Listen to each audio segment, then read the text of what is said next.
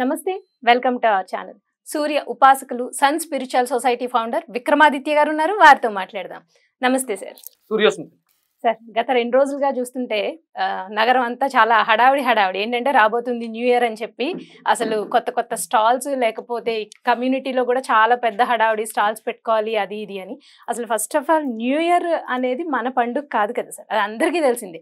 రాత్రులు తాగేసి రోడ్ల మీద తిరిగి ఇష్టం వచ్చినట్టు బిహేవ్ చేస్తూ ఆ ఉదయం లేవకుండా మిట్ట మధ్యాహ్నం 12 గంటలకు లేచేది మనది ఎలా అవుతుంది సార్? ప్రకృతి పరంగా చూసినా కూడా అసలు న్యూ ఇయర్కి ఎటువంటి మనం అంటే క్యాలెండర్ మారింది, December 1st వచ్చింది, అలాగే January 1st వచ్చింది, అంతే కదా సార్? నా ఉద్దేశం అయితే అంతే అనుకుంటున్నాను. సో క్యాలెండర్ మారింది, మనం మామూలుగా డేట్ చేంజ్ చేస్తాం. ఆ ప్రకృతి పరంగా వచ్చే డిఫరెన్స్ ఏం రాదు సార్? అంటే మనం ఉగాదికి ఏమంటాము, కొత్త చిగుళ్ళు, ఆకులు రాలిపోయి ఆకులు చిగురిస్తున్నాయి అంటాము, కోయిల కోత వింటాము, వసంత ఋతువు అని కూడా అంటాము. ఆ ప్రకృతి చేంజెస్ అనేది మనం గమనిస్తాం. మనం ఎప్పుడు జీవన విధానం ప్రకృతిని చూసే నేర్చుకోవాలి కాబట్టి మనకి ఉగాది సార్. కానీ ఇప్పుడు ఎందుకని కొత్త సంవత్సరం అంటే న్యూ ఇయర్, అంటే రాబోయే తరాలు ఇంకా కొత్త సంవత్సరం అంటే న్యూ ఇయరే అనే దానికి ఫిక్స్ అయిపోయేటట్టే ఉన్నారు సార్ చూస్తుంటే. సో దీన్ని మీరు ఎలా చెప్తారు? సెలబ్రేట్ చేసుకోవడానికి ఒక ఈవెంట్ కావాలి. అది ఎక్కడో స్టార్ట్ అయింది, ఎప్పుడో అంటే ఈ వెస్ట్రన్ కల్చర్ తో స్టార్ట్ అయింది, అది నడుస్తుంది. అంటే చేసుకునే వాళ్ళు చేసుకుంటారు, వంకలు ఇవన్నీ. తాగడానికి వంక, ఆరోగ్యాన్ని పాడు చేసుకోవడానికి వంక, లేకపోతే ఎక్కువసేపు నిద్రపోవడానికి వంక. నిద్రపోకుండా మేల్కొని ఎక్కువసేపు January 1st నువ్వు కొత్త సంవత్సరంలోకి అడుగు పెడుతున్నావు, జీవితం కొత్తగా ఉండాలి. ఎందుకు సెలబ్రేట్ చేసుకుంటాం? పుట్టినరోజు అమ్మా, పుట్టినరోజు సెలబ్రేట్ చేశారు. సెలబ్రేట్ చేసుకోవడం వల్ల అంటే ఆ రోజు జన్మనిచ్చినటువంటి ఆ తల్లి ఆరోగ్యంగా ఉంది, పుట్టింది, ఒక బేబీకి జన్మనిచ్చింది. అంటే ఇద్దరికి జన్మ పుట్టిన రోజు, ఈ బిడ్డతో పాటు ఆ తల్లికి కూడా మళ్ళీ పునర్జన్మ ఎత్తినట్టే. అందుకని ప్రతి సంవత్సరం ఆ జ్ఞాపకాలని, ఆనందాన్ని, వీడు మా ఇంట్లో పుట్టడం వల్ల, లేకపోతే ఈ అమ్మాయి మా ఇంట్లో పుట్టడం వల్ల మా జీవితాలు మారినాయి. ఇప్పుడు అప్పటి వరకు భార్యాభర్తలు, పిల్లలు పుట్టిన తర్వాత 2-3 అయ్యారు, బాధ్యతలు పెరిగినాయి. అప్పుడు ఆటోమేటిక్గా సంపాదన పెరుగుతుంది, సంపాదన ఆటోమేటిక్గా పెరుగుతుంది. ఎందుకంటే వీళ్ళకి ఎక్సెస్ ఆ పాలు, ఆ ఫీడింగ్ ఇవన్నీ అవసరం కాబట్టి. అంటే ప్రకృతి మనకి ఆ సౌలభ్యాల్ని క్రియేట్ చేస్తూ ఉంటుంది అనమాట. ఇది మనం ఆ సెలబ్రేషన్ పుట్టినరోజుకి దానికి ఒక అర్థం ఉంది. దాన్ని ఎలా అంటే తిథుల ప్రకారం సెలబ్రేట్ చేసుకునే వాళ్ళు ఉంటారు. ప్రకృతి అంతా కూడా పరవశించి ఒక ఉత్తమ పురుషుడు జన్మదినాన్ని జరుపుకుంటుంది. ఎప్పుడది? శ్రీరామనవమి. రాముల వారు నవమ ఆవిడ మోసి రాముల వారికి జన్మనిచ్చారు. ఆ దాన్ని అంటే ఒక యుగ పురుషుడు జన్మ తీసుకుంటున్నాడని ప్రకృతి పరవశించారు. దాన్ని మనం అందరం సెలబ్రేట్ చేసుకుంటాం, శ్రీరామనవమి, ఆయన పుట్టినరోజు. అలాగే ఆ రోజే కూడా కళ్యాణం కూడా చేసేస్తూ ఉంటాం.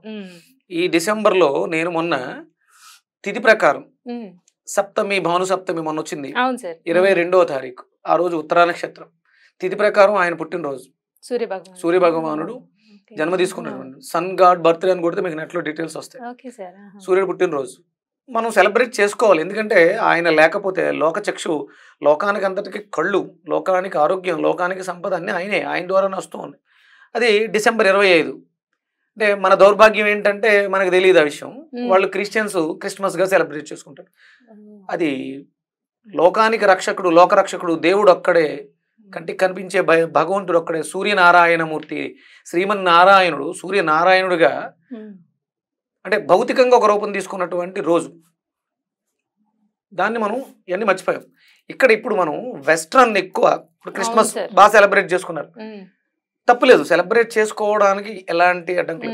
అంటే మనం ఏ పదంతో పిలిచినా ఏం చేసినా దేవుడు ఒక్కడే, ఆ దేవుడు సూర్యుడు ఒక్కడే, ఇది నిజం, దీన్ని ఎవరూ కాదనలేరు.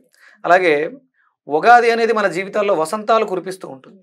దాన్ని సెలబ్రేట్ చేసుకోవడం మానేసి ఈ 31 అర్ధరాత్రి సమయాన్ని అంతటిని వృధా చేసుకుంటూ తెల్లవారుజామున 12 దాటిన తర్వాత కేకులు కట్ చేసుకుని బీర్లు పొంగించి అవి చేసి ఇవి చేసి, అసలు ప్రకృతి విరుద్ధం. ఎంత విరుద్ధం అంటే సూర్యాస్తమయం తర్వాత ప్రకృతి అంతా చీకటి ఎందుకు పడిపోతుంది, జీవులన్నీ ఎందుకు నిశ్చేష్టం అయిపోయి ఉన్నాయి.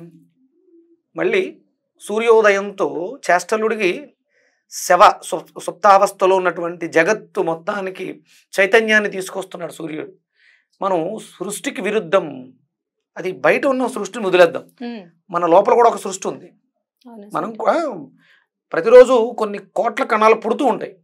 అంటే సృష్టి జరుగుతోందిగా బ్రహ్మ, అవి జరగడం మానేస్తే ఎక్కడికక్కడ ఆగిపోతుంది, ముసలితనం వచ్చేస్తుంది, వృద్ధాప్యం వచ్చేస్తుంది, చనిపోతాం, దాన్ని కూడా పాడు చేస్తాం. అభివృద్ధి ఎందులో ఉండాలి అంటే ఆర్థికంగా ఉండాలి, అభివృద్ధి ఎందులో ఉండాలి, జ్ఞానం పరంగా ఉండాలి, అభివృద్ధి దేంట్లో ఉండాలి, నిన్ను చూసి 10 మంది గర్వపడే విధంగా ఉండాలి. అది కనీసం సొసైటీకి వద్దు, 10 మందికి వద్దు, నిన్ను చూసి నువ్వు గర్వపడే విధంగా ఉండాలి నీ అభ్యున్నతి. అర్ధరాత్రి 11 గంటల దాకా 12 గంటల దాకా 1 గంట దాకా తెల్లార్లు తాగేసి కొత్త సంవత్సరంలో అడుగు పెడతా. అసలు ఈ సంవత్సరం చాలా దారుణంగా ఉంది పరిస్థితి. క్రోధినామ సంవత్సరం ఇంకా అంటే మనకి అయిపోలా, క్రోధినామ సంవత్సరం ఇంకా మార్చి వరకు ఉంది, నువ్వు కొత్తగా ఏమీ మారవు. ఇప్పుడు చిన్న చిన్న ఇష్యూస్కే పెద్ద పెద్ద ప్రాబ్లమ్స్ వస్తున్నాయి. ఒక చిన్న ఇష్యూ, ఇష్యూలు చిన్నయ్యే, పెద్ద పెద్ద. రామ్ చరణ్ గారు మాల వేసుకుని దర్గాకి వెళ్ళడం ఇష్యూ అయింది. చిన్న చిన్నవి, అక్కర్లేనివి, మనం అన్నెసరీ వర్డ్స్ వాడడము, మాట్లాడటము చూస్తూనున్నాం న్యూస్లో. పాపం రేవతి గారి మరణం దౌర్భాగ్యమే. కొడుకు కోరిక తీర్చడం కోసం ఆవిడ తీసుకుని వెళ్ళి పాపం అసూలు బాల్సింది, కాలగర్భంలో కాలం తీసుకెళ్లిపోయింది. అది ఇష్యూ అవుతుంది, ఇంకా కొలిక్కి రాలేదు. పాపం ఆ బిడ్డ, ఆయన తేజ కుర్రడు, వాళ్ళ అబ్బాయి ఇంకా హాస్పిటల్లోనే ఉన్నాడు. December 31 సెలబ్రేట్లు చేస్తే అబ్బాయి మారిపోతాడా? ఉగాదికి మారొచ్చాం ఎందుకని చెప్తున్నానంటే జాతకాల్లో ప్రకృతిలో మార్పులు వస్తాయి. అది ఆ అబ్బాయికి మంచి జరగాలని కోరుకుందాం అందరూ. తేరుకున్నాడు, గుర్తుపడుతున్నాడు అని చెప్పేసి అని అన్నారు. ఇలాంటి మార్పులు అన్నీ రావాలి. అందుకని మన సమయాన్ని వ్యర్థంగా తాగడం కోసం, తినడం కోసం, దౌర్భాగ్యం అమ్మ, చాలా దౌర్భాగ్యం. ఏంటంటే కేవలం తాగడం తినడం కోసం మాత్రమే 31st సెలబ్రేషన్స్ జరుగుతున్నాయి, అంతే. అంతకు మించి ఇంకేమీ కాదు. ఏం సాధిస్తున్నాం? ఆనందం వస్తుంది, మంచిదే, ఆనందం అవసరం, శాశ్వత ఆనందం కాదు కదా. అందుకని 31st ఓకే, క్యాలెండర్ మారుతుంది, మంచిది. సంఖ్యాశాస్త్ర పరంగా దానికి ఒక ప్రాముఖ్యత ఉంది. ఇది 2024లోంచి మనం 2025లోకి ఎంత టోటల్ ఎంత వచ్చింది? 2024 2024 అంటే టోటల్ 8. అంటే సాటర్న్ కర్మ, మనం ఏదైనా దుష్కర్మ చేస్తుంటే దాని ఫలితాన్ని ఈ సంవత్సరం చూపించేసింది. కర్మకారకుడు శని, అందుకని చూపించేశాడు. అందులో మనకి 2, 2, 4 2 రాహు సంఖ్య, 2 రెళ్ళు అంటే రాహు మాయ ఎక్కువ ఉంటుంది. ఏదైతే లేదో దాని మీద అతిగా వ్యామోహాన్ని పెంచుకున్నాం. 4 కేతువు, అంటే రాహుకేతువుల మధ్య కాలం నడిచింది ఇప్పటి వరకు. అంటే రాహుకేతువుల మధ్య గ్రహాలు పడిపోతే కాలసర్ప దోషం కింద తీసుకుంటాం.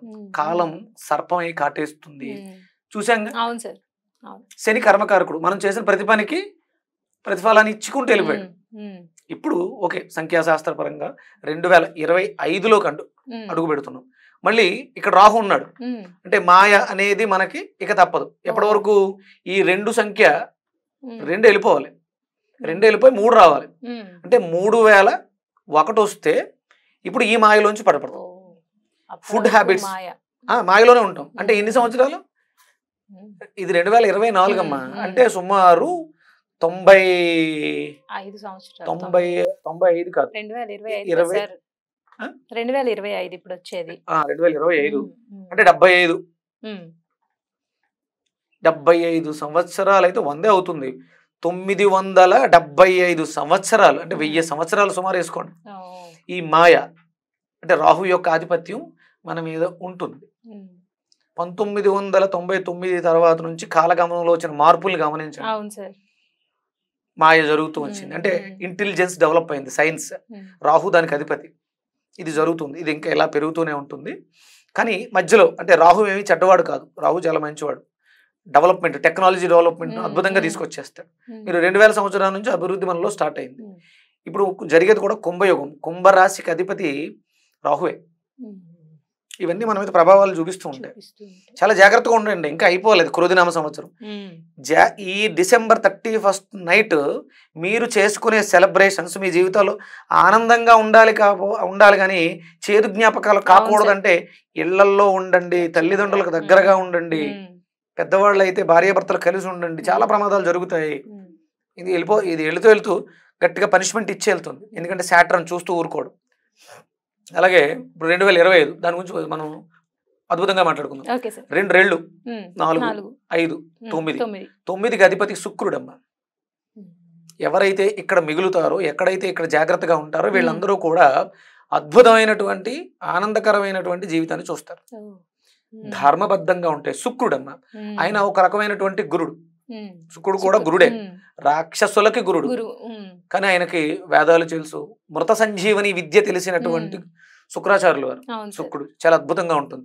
ఇంకొకటి ఏంటంటే ఇది క్రోధినామ సంవత్సరం అయిపోయిన తర్వాత వచ్చే సంవత్సరం అధిపతి రవి, సూర్యుడు. దానివల్ల ఏమవుతుందంటే రాజు రవి అవుతున్నారు. ఆరాధనలు బాగుంటే ఆరోగ్యాలు బాగుంటాయి, మెరుగుపడతాయి. ఇక్కడ శుక్రుడు భోగాలు ఇస్తాడు. భోగం ఇస్తున్నాడు కదా అని చెప్పేసి అని విపరీతంగా తింటే సుఖరోగాలు, చాలా ప్రాబ్లమ్స్ వస్తాయి. అది స్త్రీ పురుష భేదం ఏమి లేదు, ఎవరికైనా ఉంటాయి. బాగుంటుంది, జీవితం చాలా అద్భుతంగా ఉంటుంది. రాబోయే 2025 చాలా అద్భుతం. ఎందుకంటే రాహు మాయ కదా, అందం, ఆకర్షణ. ఇక్కడ 5 కూడా ఉంది. 5 బుధుడు ఆధిపత్యాన్ని తీస్తాడు. అంటే మనం ప్రతిరోజు వాడుతున్నాం. సంఖ్యాశాస్త్రం అనే దాన్ని మనం ఏదో క్యాలెండర్ రాసి వదిలేసి సంవత్సరం తర్వాత మళ్ళీ కాదు, ప్రతిరోజు దాని మీద మనకు దృష్టి ఉంటుంది. 2025 ఇవాళ డేట్ నిండు ఇలా మాట్లాడుకుంటాం. మనం మాట్లాడే ప్రతి పదము కూడా మంత్రమే. అందుకని చాలా జాగ్రత్తగా ఉండాలి. అద్భుతంగా ఉంటుంది, సుఖంగా ఉంటుంది, సంతోషంగా ఉంటుంది, ఆనందాలు ఇస్తుంది, అద్భుతమైనటువంటి అనుభూతులు ఉంటుంది. 2025 9 కాబట్టి, శుక్రుడు కాబట్టి. అందుకని ఇక్కడ శుక్రుడు అనగానే లక్ష్మీదేవి. మీ లక్ష్యాలని నెరవేర్చుకోవటానికి ఈ 2025 అద్భుతంగా యోగిస్తుంది. ఎప్పుడు లక్ష్య సిద్ధిలో శ్రద్ధతో ధర్మబద్ధంగా ఉంటే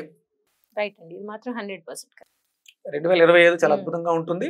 రాహు మాయ ఉంటుంది, రాహు మాయగానే ఉంటారు కానీ అమ్మవారి శక్తి, అద్భుతమైనటువంటి శక్తి ఉంటుంది.